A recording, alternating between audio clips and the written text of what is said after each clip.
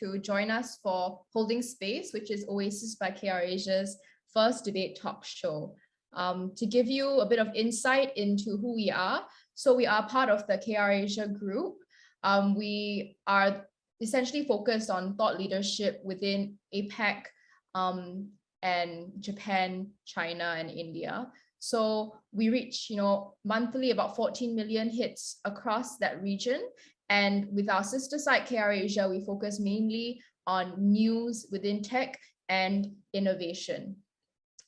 So to tell you a bit about Holding Space and why it was conceived, we felt that, a lot of people always tended to agree on the standard webinar panel. So we were thinking, how could we invite different points of view to the table? Which is why we started Holding Space, which is where we invite experts from a range of fields to give their 2 cents in a very friendly Oxford-style debate. And the catch is that, they can't take a neutral stance. With the motion today, it is, if you can see on your screen there on the poster, this house believes that all VC investments should prioritize social impact. So we know that ESG or impact investing has become increasingly mainstream in the investment landscape. And as more VCs adopt impact metrics, we also should seek to look at both sides of the equation. Should impact always be placed first? And if not, why? So today we have, 4 folks who are here to engage in a friendly debate. And on the proposition, we have a partner at a leading impact VC firm and also an impact VC turned chief impact officer of a mental health startup. Defending the opposition, we have a Gen Z VC and executive director of one of Southeast Asia's oldest VCs. So I'll be introducing them a bit more later, but just to share in terms of the rules of engagement for today or how the debate will work, it will essentially be an Oxford-style debate where each speech would last 6 minutes long. And we would also have what we would call a point of information. So a point of information is something that is given by an opposing speaker from a different team. So that can be a point to clarify, a question to clarify, or a comment to make on that speaker's speech. And there will also be a Q&A afterwards, where we would love for you to plonk your questions in the Q&A box there below. And we'll get to those questions later on. It can address a specific speaker or specific team, or all of them, really doesn't matter. We just want you to ask your questions. And afterwards, we will close that with a 2-minute speech by Wen, who's up 1, and Wen, who's prop 1, and Banshan, who's up 1, to essentially tie the debate together and kind of summarize their points. So that's what the afternoon is going to be looking like. All right, so without further ado, we have our first speaker of the afternoon, Wendy Lim. So Wendy is the Chief Impact Officer at Flourish DX, a leading workplace digital tool to assist OHS and HR professionals to work together to address psychological risks and promote positive mental health. She started her career as a tax advisor at EY, then worked as an international HR advisor, started a nonprofit, and most recently worked in an impact investment fund. She was meant to be, this is a fun fact, so she was meant to be a professional musician, but ended up becoming an accountant. So without further ado, Wen, I would love for you to take the stage. Cool, thank you. And thank you for having me. I think we're all a little bit nervous at just canvassing this, but it's meant to be a friendly, fun discussion. So hi, I'm Wen, and just really honored to be here to kind of share my heart on this topic. Having spent some time in the impact space, and I think since I was a young kid, always wanting to volunteer and give back, just through my personal journey, having grown up in Malaysia and moving to Australia and seeing, how poverty affects communities and opportunities. This is an area that's very, very close to my heart. Sorry, Anna, but am I supposed to do 6 minutes? It's not moving. Okay, you can, timer can start now. Okay, sorry, I just didn't want an unfair advantage. So I guess in just talking about social impact, and before can we talk about prioritizing, I think we should actually define it. So now this term is kind of used so much everywhere, and people start with, you know, the whole colorful stickers from SDG and pasting it here and there. I think awareness is always a good place to start, but also moving beyond that, and definitely into measurement, which is what Annabelle spoke about, but also understanding negative impact as well, which is an area that I'm so really passionate about to understand and to measure. So social impact, I like to propose a definition, can be defined as the net effect of an activity on a community and the well-being of individuals and families. So everything has a social impact, whether you recognize it or want to prioritize it, we all have an impact. So whether that's by individuals, organizations, businesses. And then the next definition I kind of want to go into is actually prioritize. So interestingly, the term priority came into the English language in the 1400s, and it was actually used as a singular up until the 1940s. There was no such thing as priorities. And so now I think the issue that we have at hand is people are always talking about competing priorities. You know, what are your priorities? Where actually what we're talking about here is prioritizing, and as that is number one and first and foremost above everything else.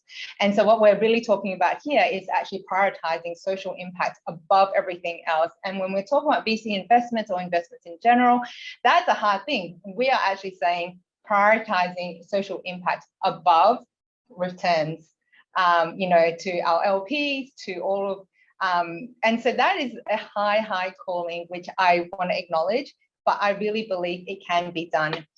Having been on one side of the coin at an impact fund and now being on the investee side, being an impact-driven startup, I really believe that this has to be prioritized and can be done where the impact is built into and embedded into the business model. If it's a slap on, if it's an addition, that I believe will not work because that's actually not prioritizing. It's business first and then, oh, let's see what we can do for good. But a lot of the times the harm, the negative impact has already been created and your net effect is actually negative. And hence why we need to prioritize that and put it as number one. So from I guess I can speak on the other side of the coin now, being on the investee side and being in the startup side, is that our business model as a mental health startup is that, I mean, our impact scales and grows as there are more users of our platform and more people engaging in mental health. So you can see that hand in hand, the impact is actually embedded, and we're, I would hope and to be able to measure that our net social impact on individuals, families, and communities will be positive. So in terms of, I believe that VCs are already doing this in some sense or the other. I've seen very good VCs that prioritize actually their investees in terms of looking after the founders and the founding team. And that net impact is positive.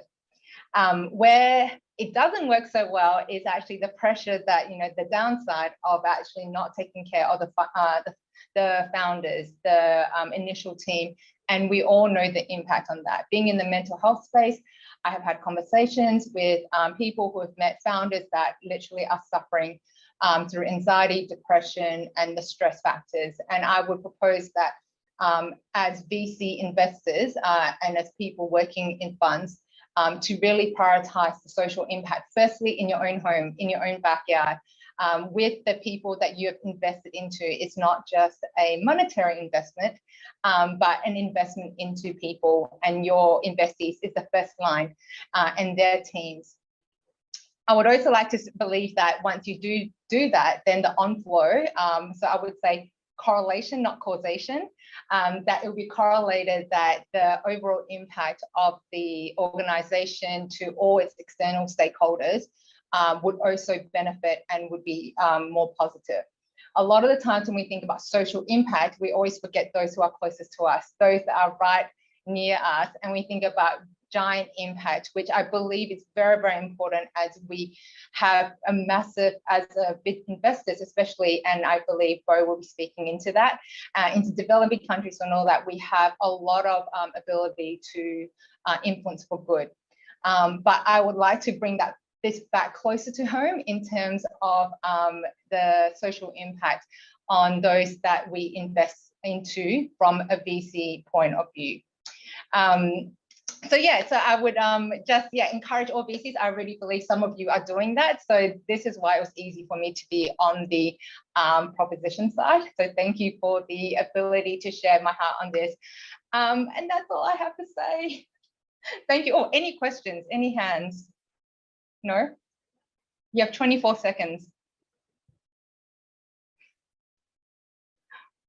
Okay. Okay, no contentions there, Wen. Oh, great. Okay, thank you so much.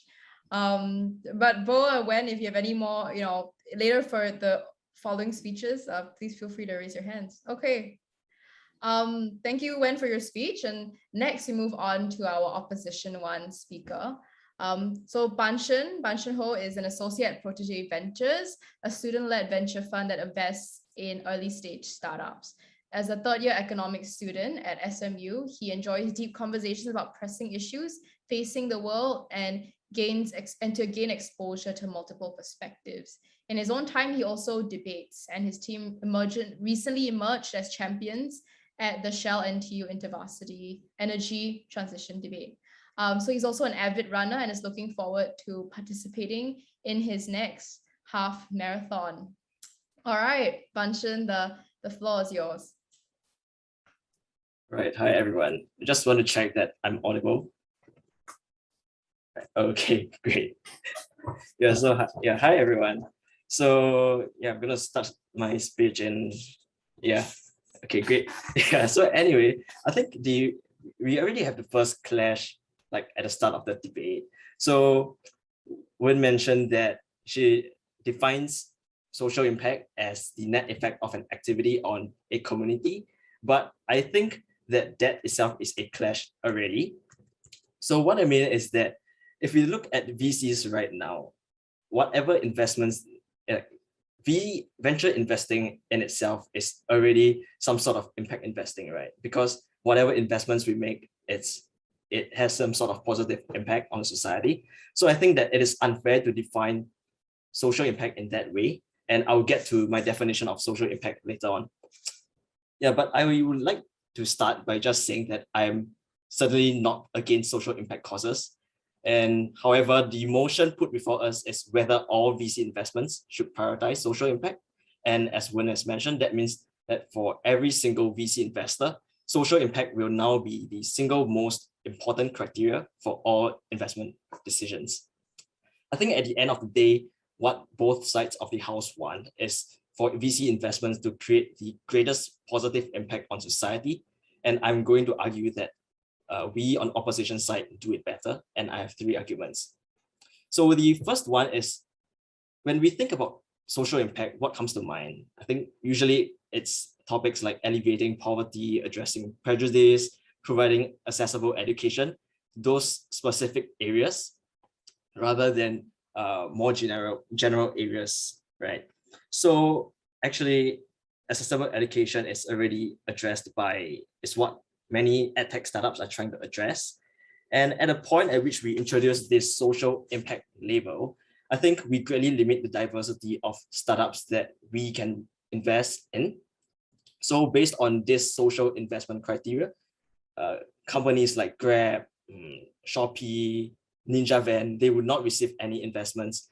But these startups have greatly transformed the way we live in Southeast Asia, and they would not be considered under this criteria, right? And at the core of this, startups reimagine societies, they rethink systems, they redesign the way we live. And we can't deny that venture capital has an impact. So we think that on our side, we not only have both social impact startups, but also startups that do not fall under this traditional definition of social impact.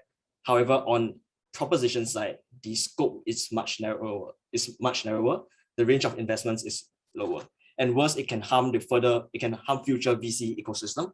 What I mean is that, so there's a report by Bain that says that investments in Southeast Asia has grown alongside the rise of unicorns in the region, like Grab, Lazada, Gojek, Tokopedia. But if we take away this startups, then it means that there'll be a narrower range of startups, and this would not attract as much investments into the region and make this region less attractive. So this diversity is only possible on our side, right? So the second argument that I want to bring forward is that introducing this social impact criteria gives a wrong signal to aspiring entrepreneurs. So if you think about social issues, they are often very complex, involving a lot of stakeholders. You need a lot of time, effort to build trust between multiple stakeholders. So it's not an easy problem to solve. And so when you introduce this criteria, it means that now we founders can only address these issues if they want to raise investments. And at best, they will not want to solve these issues because they are complex. And at worst, they think it is just impossible for them. So they just give up. And earlier this year, there was an article that's talk about NUS Overseas College. Basically, there's an increasing number of young graduates founding companies. And I think that if you were to ask a young graduate that, hey, you know what, you need to solve poverty, you need to make finance easier for farmers, I think most of them would just think it's a crazy task, like to do it themselves at such a young age. So I think this would just turn young entrepreneurs away. And this would also reverse the trend that's happening right now, right? Which is that more and more young entrepreneurs are coming forward. And the last reason I think why this criteria is harmful is because it will end up harming the beneficiaries and these causes instead of helping them in the long run. So when you put social impact criteria above all, it means that criteria that used to matter, like a path to profitability and also scalable business model, they no longer matter. And so startups will receive funding even if they do not have any sustainable model. And when these startups start to crumble one by one, I'm not saying all of them will crumble, but when the scale is so huge, investors might come to the conclusion that social causes are just not worth investing in. And they will start to pull their money out from this area. And so rather than benefiting these causes, proposition would hurt them in the long run because investors would be more averse to investing into such causes. So to sum up, I think on our side, we have more diversity in terms of startups, and we lead to a more healthy and sustainable ecosystem. And so with all that, we are proud to oppose. Oh, sorry, I didn't see that. Raise the hand. You can answer it. Yeah, sure. Actually, I don't mind. You're muted. Maybe mine's more a point of clarity, clarifying than because I believe like what I'm hearing is that it's social causes that you are not, so impact themes, but social impact is undeniable, positive or negative on society. Grab whatever, they all have a social impact, but you were pointing out impact themes of poverty alleviation and all this, which I believe is a very different thing. So that's, just a point of clarity, or would you like to clarify that? Yeah, I could answer that right now. So I think, yes. So I think this is where the scope comes in, right? So social impact in itself is a very big term because almost everything you do have some sort of social impact. And that is why I think it is so hard to scope this debate. So rather than just saying that, hey, we need to just think about the impact of our activities on society as a whole, we should think about them in terms of these specific areas. That's my take on it. Yeah, it's for the purpose of this debate. Okay. Thank you, Banshan. And thanks, Gwen, for that POI. Before I move on to Bo, just if you have any questions for the speakers, feel free to drop it into the Q&A box, and we'll get to it at the end of this debate. So for our next speaker, we have Bo Sile. He's the co-founder and partner at Panama Capital, the leading impact investing VC firm in Southeast Asia. They invest in financial services and tech-enabled distribution platforms, serving low and middle income communities and enabling SMEs to thrive in rapidly digitizing economies. He's the former board chair of Ruma, which was acquired by Gojek, and is on the board of M Clinica. So fun fact about him, his first international trip was to the Soviet Union when he was 11 years old for a baseball exchange to play against other Olympic hopefuls. So Bo, the floor is yours. Please take it away. Great, thanks, Annabelle. It's great to be here with everybody today and have the chance to talk about something that's near and dear to my heart. Over the last 12 years, we've been investing across South and Southeast Asia into companies that are prioritizing social impact and being launched by mission-driven entrepreneurs who fundamentally want to change the way that economies function and really to benefit all stakeholders.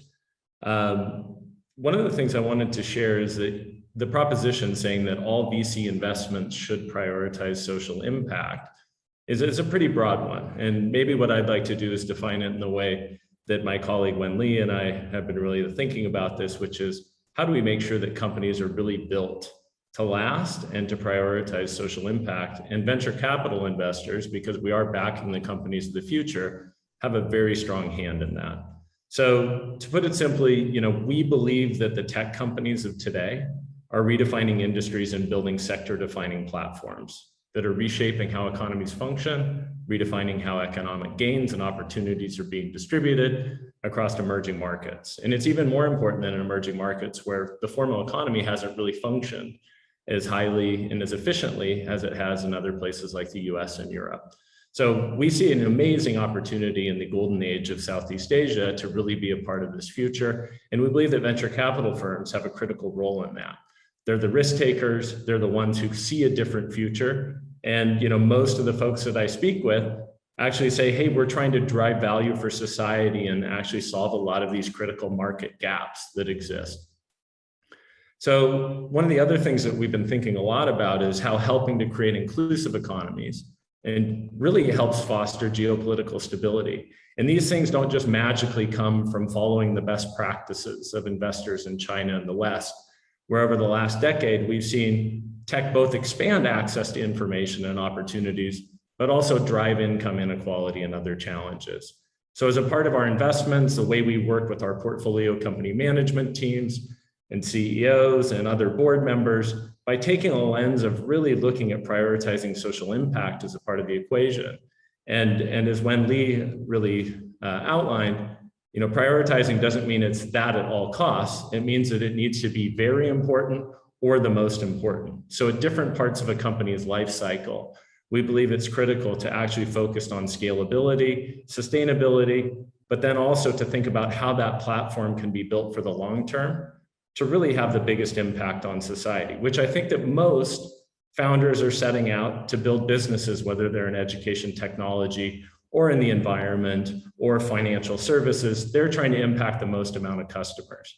So prioritizing impact not only allows us to generate the most type of value for society, but also allows visionary founders to build the companies they originally set out to build and to deliver the most value to their customers and society in the long term. So, just because investments in companies have some impact in the 5 to 10 year short term, we like to say, does not mean that we're maximizing impact and the long-term economic gains that can come from building iconic companies that are built to last. So the only way that we can truly create the future that we want to see is by taking the impact lens as a part of our investments and how we sit on the board of companies and how we work with our investors and our funds.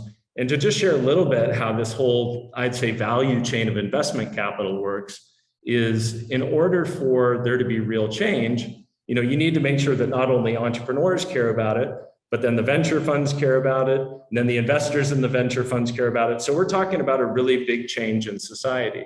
And, I think one of the things that was interesting that Ban Chen brought up in his proposal was that, hey, there's a lot of, all investments essentially are impact investments. Well, we can say all investments are impact investments. They can be positive or those can be negative. Otherwise, there'd be no reason for ESG as a part of the investment horizon. And otherwise, why would we then need to actually regulate industries if we believe that all investments and all companies are essentially using an impact lens?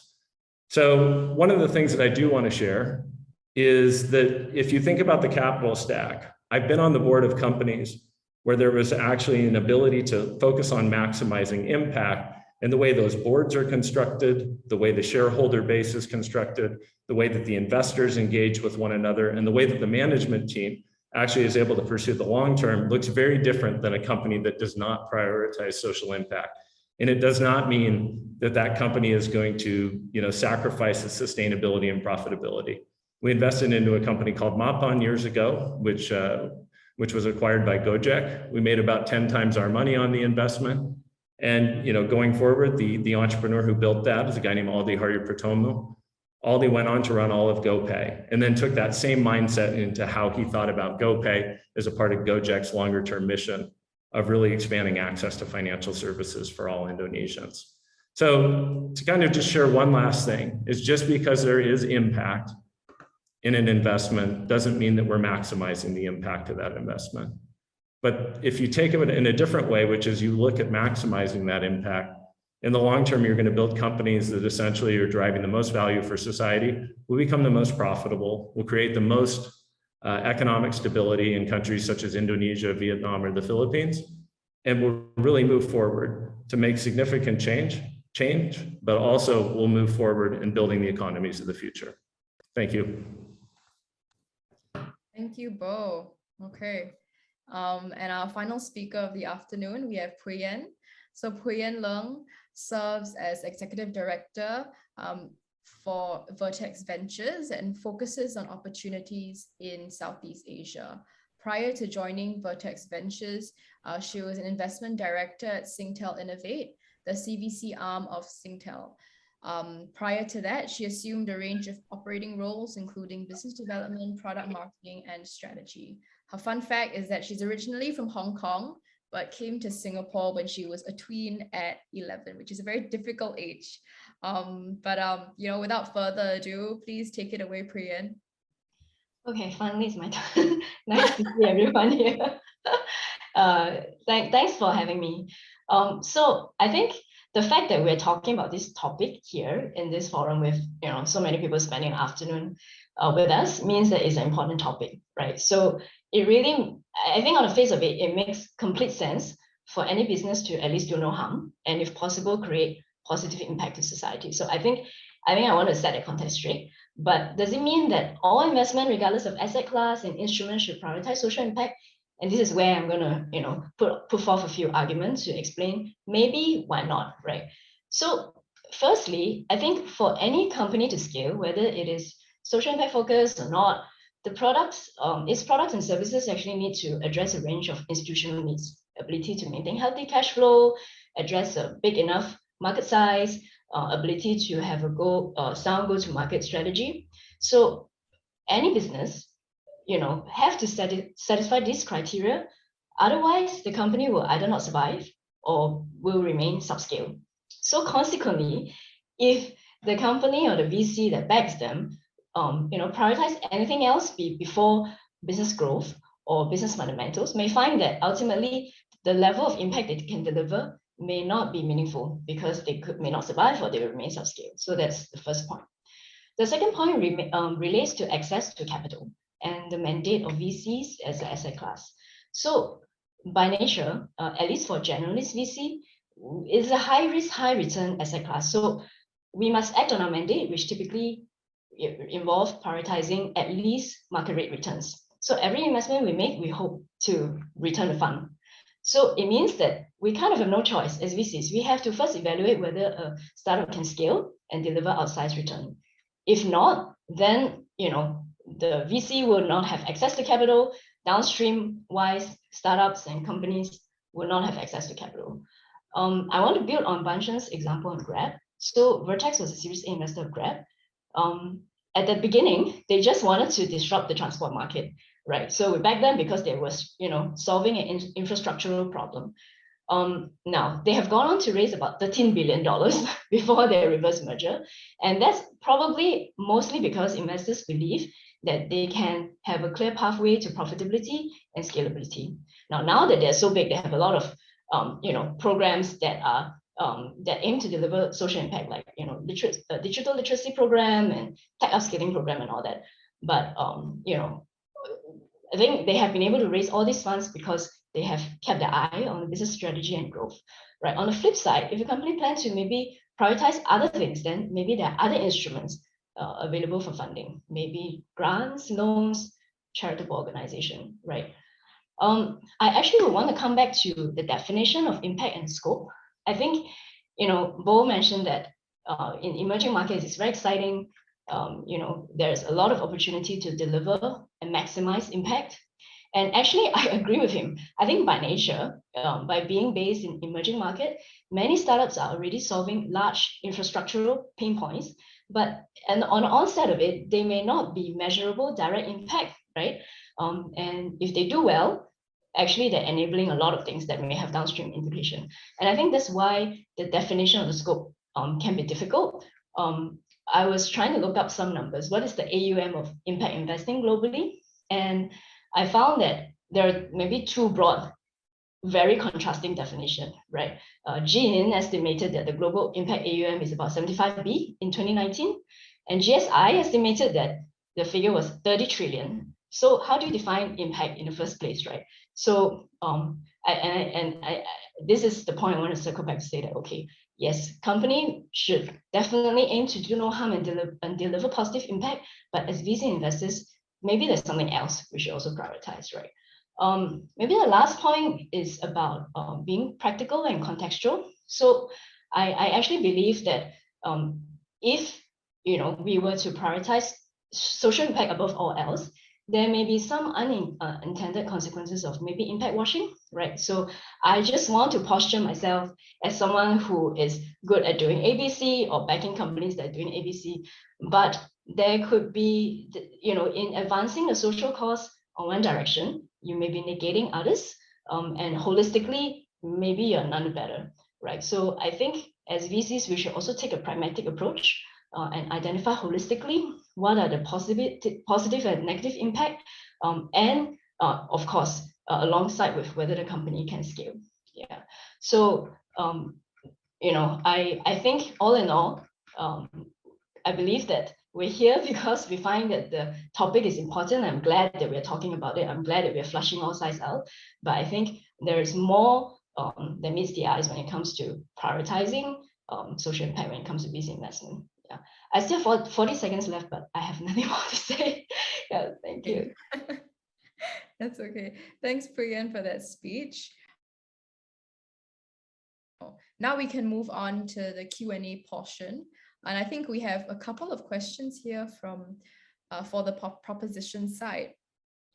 So I guess, we can start with the first one. So question for the proposition team.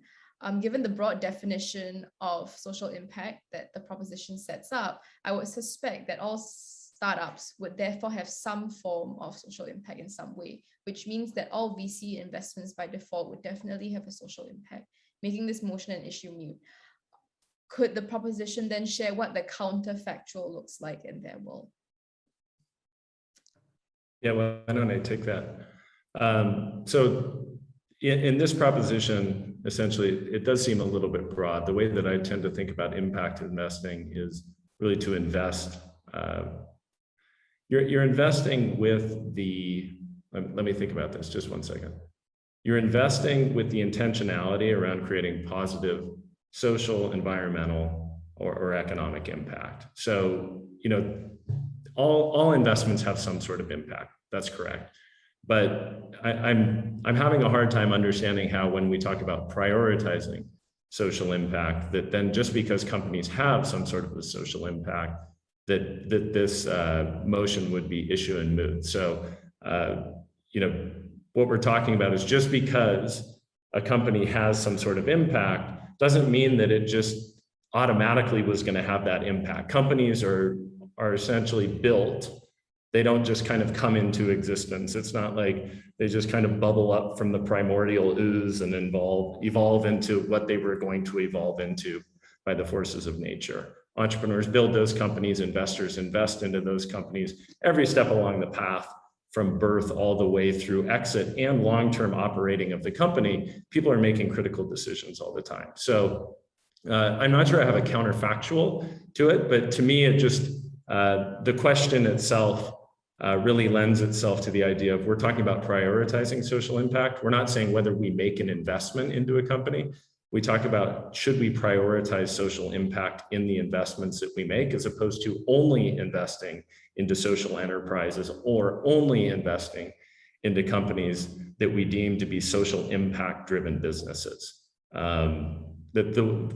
invest in a whole range of businesses, from e-commerce to ed tech to healthcare to financial services. Yes, all of these things somehow touch the SDGs, but that doesn't mean that you're actually prioritizing social impact or impact at all just because you've made the investment. Okay, thank you, Bo. We have a question here, which I think both sides can answer, but I think, so anonymous attendee says, I think social impact at first glance looks at the external impact or influence that a company can deliver. As the proposition speakers mentioned, understanding and taking apart the mechanics to build a sustainable business is also part of developing a certain inward-looking social impact.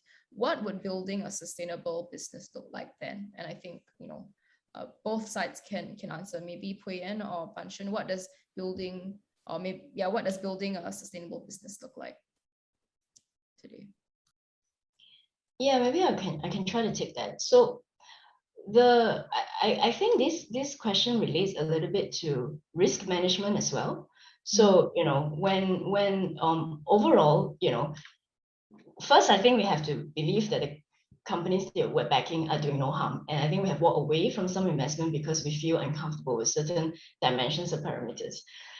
But if a company does not adopt sustainable business practices, for example, there's no fair employment rights, you are not sourcing from a diverse range of sources, ultimately, and you're not,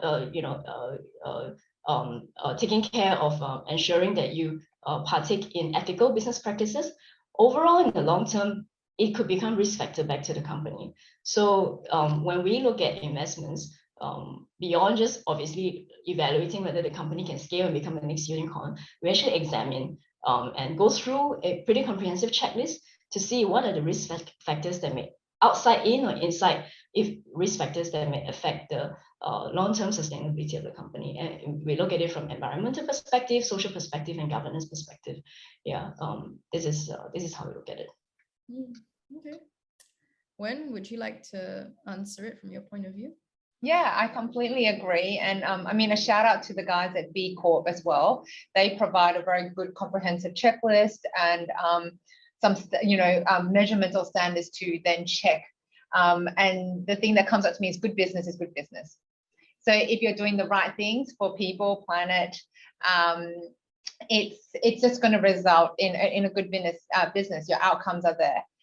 So I do feel it's like inside out as well. I think we've spoken about that, where your stakeholders starting at home and within there, and then it flows out, just makes complete sense. Like you can't argue. And I think there was also another one about people still see this as mutually exclusive, where I do not think that we, hopefully at this point in time, is not mutually exclusive anymore, where I think standards like, ESG and just holding people accountable, this is the time for it. And I'm glad that, and what Bo mentioned in terms of even everyone from, investors at all the different tiers of society all caring about this, this is the now, and I don't think there's any escaping, which is an amazing, point to be at in history, and it can get better. But just being very cautious about the negative impact of what we do as well, and trying to identify that early and mitigate that as well, because that's going to be a risk for your business. So it's to look out for that and have an understanding of both positive and negative. Yeah. Okay, thank you. And our last question is for the proposition. If you believe that all VC investments should prioritize social impact, do you expect to see a trend for VCs to invest in social enterprises or not-for-profit enterprises if they have sound business plans but weak unit economics? Yeah, so one of the things that we saw a long time ago was most of the investments that were made that had quote unquote social impact were social enterprises or what we called nonprofits that stumbled into a business model. That is something that we don't see as much anymore. Now, those types of enterprises exist, but that doesn't tend to be what we're talking about with venture capital focused investments.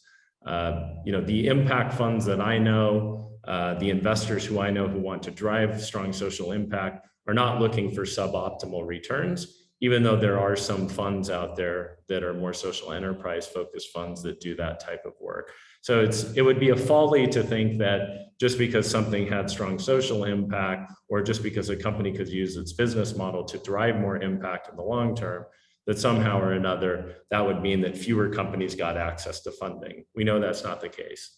Even in companies like Gojek or Mapan or M-Clinica, which we're investors in, everybody's looking towards billion-dollar outcomes. They're not looking towards something that's small. So as we like to say, small is beautiful, but scale is necessary in order to truly have impact and also build sector-defining companies that are going to fundamentally change the way that economic gains are shared. So, one of the things that I just wanted to hammer on was, just because something touches education or something touches financial services, which are parts of the SDGs, does not mean that they're actually having positive social impact. We've seen challenges in China related to the ed tech sector, which then the government made a huge change because they felt like it was not in the best benefit of society. That was drastic, and we don't want to see those things happen. What if those companies would have come up with lower cost products and used these sector defining platforms, maybe to have lower margins for a certain set of their business, but also to drive more of those gains across society and access across society? And that's what I'm talking about, coming in with an impact lens, is if investors and management teams focus on continuing to drive impact and prioritize that, they actually won't find themselves in a position where essentially they're regulated out of business. We saw this in the microfinance industry as well, as companies only focused on driving positive, really, really high returns. They'd already made insane amounts of money, just to let you know. But does it need to be 1000x or can it be 900x? Can we lower margins just a little bit and actually drive more impact and expand access? What ends up happening if you don't do that? The rubber band of regulation snaps back, and essentially you destroy enterprise value. Okay, thank you, Bo. And finally, one more question. And this is, either side can answer. What is the future for startups that have no interest in impact from an investor point of view?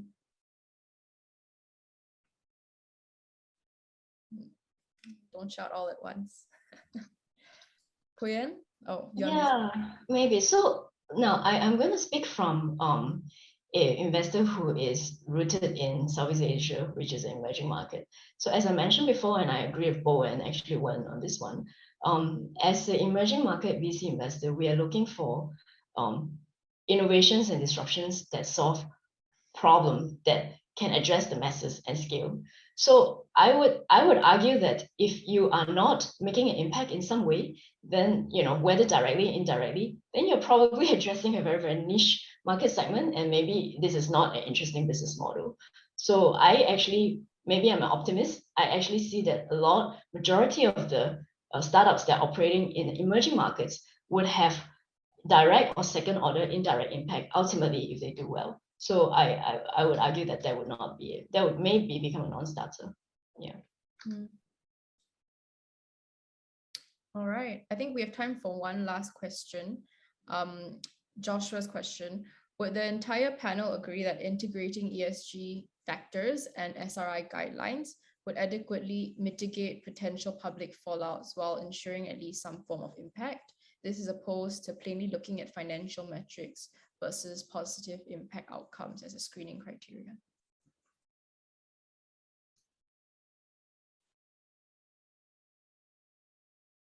I mean, this is, I think at a baseline, having ESG factors and SRI guidelines, it's kind of like fair trade, right? Like if you're trying to improve the lives of farmers and change the way that agriculture functions, being fair trade matters, but it's kind of the lowest common denominator.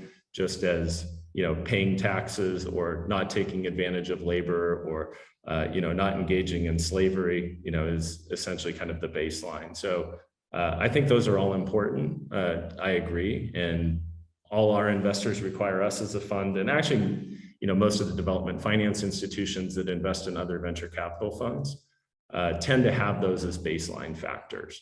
So I think that it will ensure against terrible things. Will it create the future that we want? I don't think that the intentionality is there quite yet.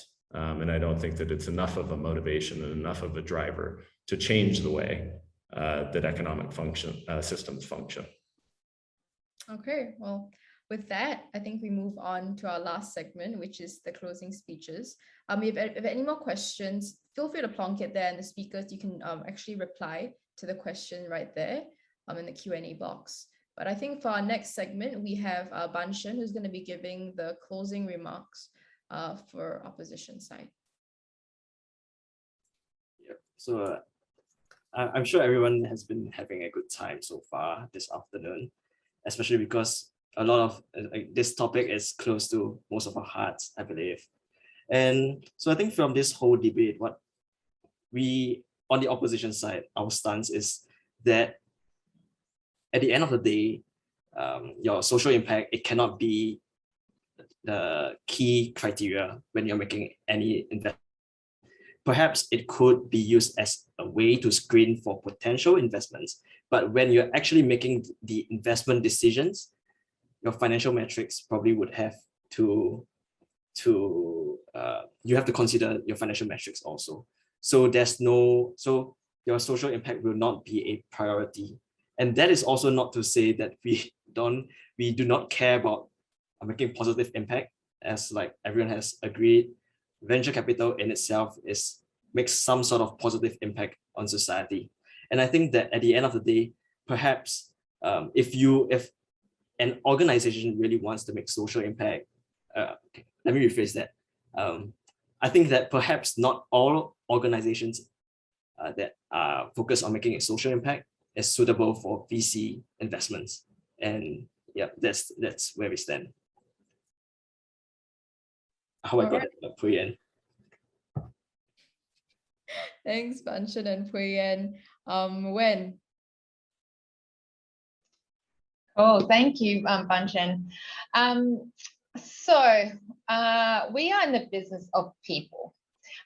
From the very first deck that you see that comes across the VC's desk that asks about user journey, who are the end users, and it's all people-centric. And hence, social impact, you can't run away from it. And we're in the business of people. So I would like to just continue just being on this journey of just prioritizing net positive social impact. We know the cost to society. We can see glimpses of it already on the negative outcomes of so many very, very fast, startups, and then the impact on the world. And this is where accountability comes in. So if we were to actually cost in the repair costs and the negative outcomes and put that into your investment kind of analysis, I would like to think that you would either not invest or really, as VC investors, hold the investments accountable for this. Investors, we have a lot of authority or power in terms of board seats and all this, and what Bro was saying, to have these conversations and to really push the agenda. And so let us always just think about the negative outcomes and actually being responsible for those things. I think we can avoid, and we know the cost of fix-up is always so much higher. So right at the onset, I like to think that prioritizing social impact is just better for every single stakeholder that's involved in any VC investment, in any business or organization.